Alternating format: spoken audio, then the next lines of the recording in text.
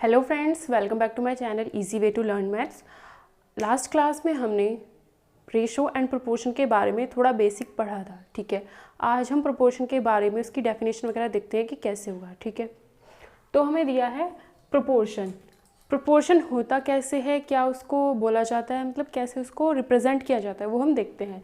इसमें क्या है, 4 quantities A B C and D, मतलब आपके पास 4 क्वांटिटीज़ होंगी, यानी कि आपके पास मान लो 4 नंबर हैं आपके पास। उनको हम प्रोपोर्शन में कहेंगे। कब कहेंगे? 4 नंबर आपके प्रोपोर्शन में होंगे। कब होंगे? वो कब होंगे जब आपका पहला नंबर दूसरे नंबर के साथ जो रेशो बनाता है, तीसरा नंबर चौथे नंबर के साथ वही रेशो बनाएगा, तो उसे हम क्या कहेंगे? दोनों रेशोज जो होंगे वो क्या होंगे? प्रोपोर्शन में होंगे। प्रोपोर्शन के लिए ये वाला रेशो और ये वाले रेशो हमें क्या दिखाना है? इक्वल दिखाना है। तो या तो उनके बीच में हम इक्वल का साइन लगाते हैं, या फिर इस तरीके से 4 बिंदी लगा देते हैं। ये किसको डिनोट कर रहा है? प्रोपोर्शन को डिनोट कर रहा है। और ये किसको डिनोट करती है? 2 बिंदु रेशो यानी अनुपात को, और ये समानुपात को डिनोट करती है। ठीक है, उसके बाद ए रेशो बी का मतलब क्या होता है? अगर आपने ए रेशो बी लिखा है तो इसको हम कैसे लिख सकते हैं? इसका मतलब यही है कि फर्स्ट वाले नंबर को सेकंड वाले नंबर से डिवाइड किया गया है। ए अपॉन बी, फ्रैक्शन या भिन्न में हम इसको ऐसे बदल सकते हैं। ठीक है, तो ए रेशो बी का मतलब क्या हो गया? ए अपॉन बी। सी रेशो डी का मतलब सी अपॉन डी, दोनों क्या हो गए? बराबर हो गए। अब अगर हम इसे सॉल्व करें, कैसे सॉल्व करेंगे? हमें पता है इस नंबर के नीचे ये क्या है? डिवाइड में है। ये डिवाइड ही तो है, डिवाइड में। अगर इधर डिवाइड में इक्वल टू के इधर जाएगा तो क्या हो जाएगा? मल्टीप्लाई यानी गुना में बदल जाएगा। तो ए की मल्टीप्लाई किसके साथ हो जाएगी? डी की। ए की मल्टीप्लाई डी के साथ, इक्वल बीच में। बी क्या है? ए के डिवाइड में है। डिवाइड में है तो इक्वल टू के दूसरी तरफ जाएगा तो किस में बदल जाएगा? मल्टीप्लाई में। सी के साथ बी क्या हो जाएगा? मल्टीप्लाई। तो आ जाएगा बी इंटू सी। ठीक है, अब क्या हो गया? ये चीज़ हमारे पास बनकर आ गई। ठीक है, इसका मतलब है अगर कोई 4 नंबर्स 4 क्वांटिटीज़ प्रोपोर्शन में है तो उसका मतलब क्या होगा? अगर हम इनकी क्रॉस मल्टीप्लाई कर दें तो हमारे पास ये चीज़ आनी चाहिए। फर्स्ट वाले का ऊपर से देखेंगे, सेकंड वाले का जो नीचे वाला नंबर उनकी मल्टीप्लाई, सेकंड वाले का ऊपर और फर्स्ट वाले का नीचे वाले नंबर की मल्टीप्लाई करते हैं तो हमारे पास ये आएगा। ठीक है, अब जहाँ पर ए और डी क्या है? एक्सट्रीम्स कहलाते हैं। ये जो 4 नंबर आपके पास थे ए बी सी डी, ठीक है, ये थे ना A B and C and D, ये 4 क्वांटिटीज़, इनमें से जो किनारे पे हैं ए और डी, जो किनारे पर होंगे, इसमें हमेशा ये चीज़ आपको ध्यान रखनी है कि ये जो नंबर होंगे वो जिस तरीके से ऑर्डर में लिखे होंगे उसी तरीके से आपको लिखने हैं। जैसे मैंने कह दिया 1 2 3 4, ये प्रोपोर्शन में है ना, तो इसका मतलब है ये इसी तरीके से लिखे जाएंगे। आप इनको ऐसे नहीं कर सकते 1 3 2 4, ये प्रोपोर्शन अलग होगा, ये प्रोपोर्शन अलग होगा अगर ये प्रोपोर्शन बनाते हैं तो। ठीक है,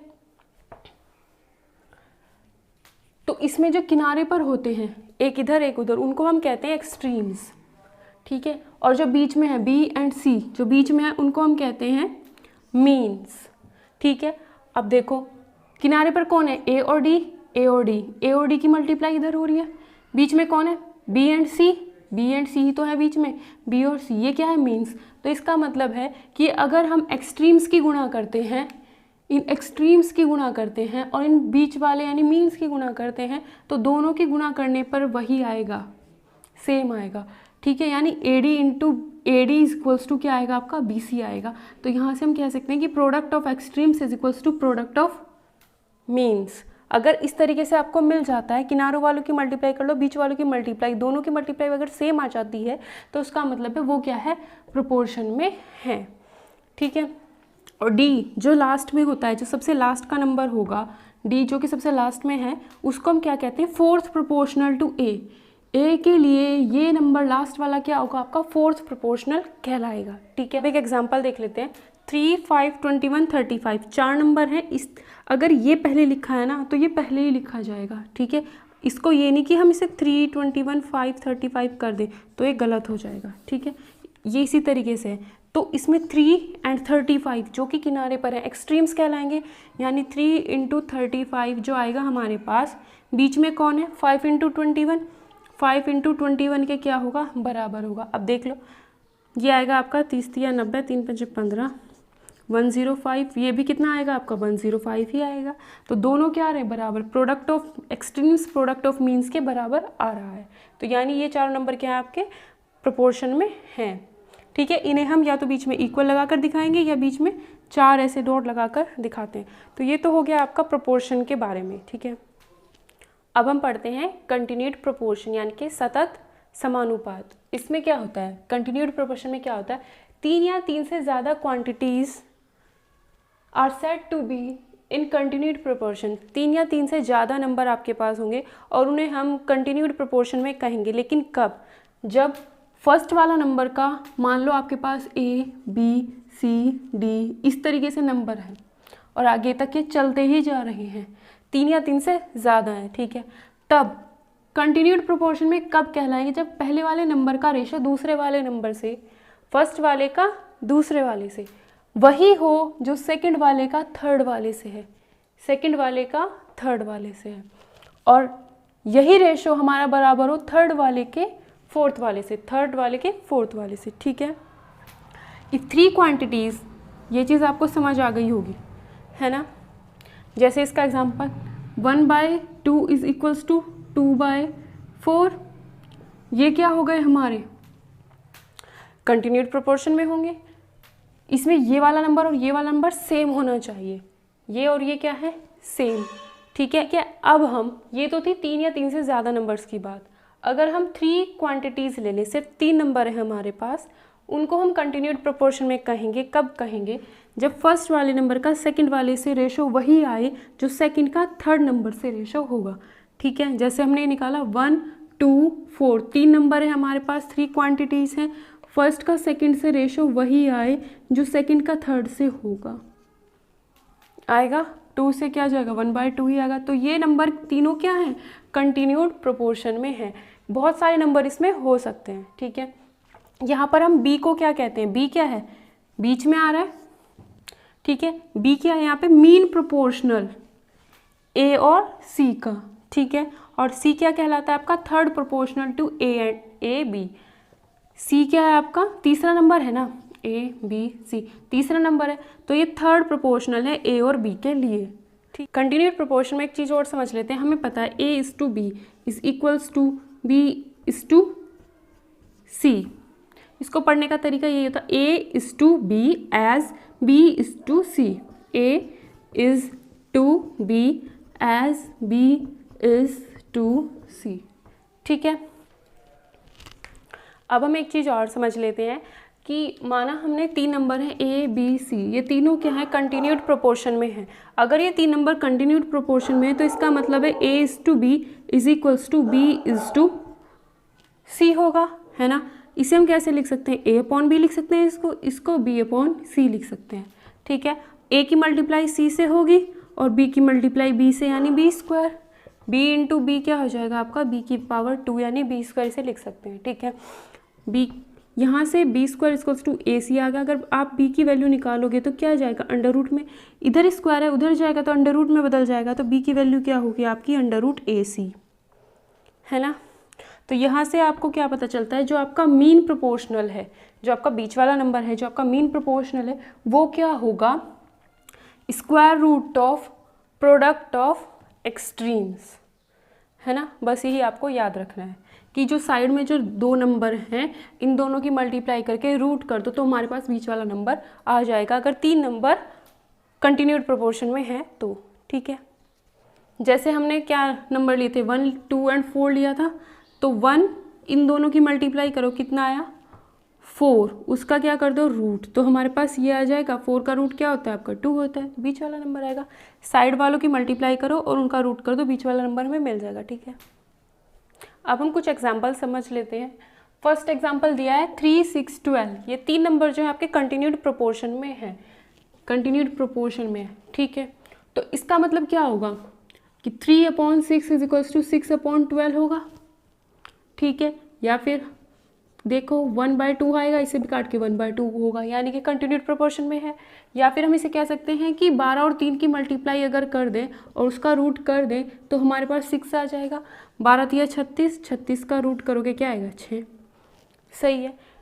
ये चारों नंबर जो आपके कंटिन्यूड प्रोपोर्शन में होने का क्या मतलब है, फर्स्ट वाले नंबर का डिवाइड किया सेकंड वाले नंबर से, थर्ड वाले को किया, थर्ड को किया फोर्थ से, कितना आएगा 3 से गया 1/3, 27, 3 नम 27, 9 × 27, नम नम 81, ये भी कितना है 1/3। तो ये क्या होगा, ये भी 1/3, ये भी 1/3, इसका मतलब चारों नंबर क्या है, कंटिन्यूड प्रोपोर्शन में है ना। या फिर हम ऐसे कर सकते हैं कि जो बीच वाले नंबर है, प्रोडक्ट ऑफ मीन्स, इन दोनों की मल्टीप्लाई करके जो आएगा वही इन दोनों की मल्टीप्लाई करके आएगा प्रोडक्ट ऑफ एक्सट्रीम्स। 3 × 3, 3 × 8 24, ये कितना आएगा 7 नंबर 63, 9 दूनी 18, 6 24, तो ये भी कितना आता है उतना ही आएगा, है ना। अब एक बहुत अच्छा कॉन्सेप्ट आपको समझाया जाएगा जिसमें थर्ड प्रोपोर्शनल और मीन प्रोपोर्शनल का यूज़ होगा। वो कैसे, इसमें कहा है मीन प्रोपोर्शनल ऑफ 5 and 125 हमें बताना है। तो मीन प्रोपोर्शनल कब निकालते थे हम, मीन प्रोपोर्शन हमारा तब निकलता था जब हमारे पास 3 नंबर होते थे और जो बीच वाला नंबर होता था वो हमेशा मीन प्रोपोर्शनल होता था, ठीक है। और ये जो इसे हम कहते हैं थर्ड प्रोपोर्शनल, ये हो जाता है मीन प्रोपोर्शनल, ठीक है। इसमें क्या होता था a/b = b/c, या फिर इसकी मल्टीप्लाई इससे इससे ac = b², b = √ac हमारा ऐसे हो जाता। तो ये b ही क्या होता था मीन प्रोपोर्शनल, ठीक है। अगर ये मीन प्रोपोर्शनल है तो ये दोनों क्या थे, जो किनारे पे थे, जो एक्सट्रीम्स थे, तो हमें क्या निकालना है, मीन प्रोपोर्शनल निकालना है। ये दोनों नंबर जो है हमारे एक्सट्रीम्स हैं, ठीक है।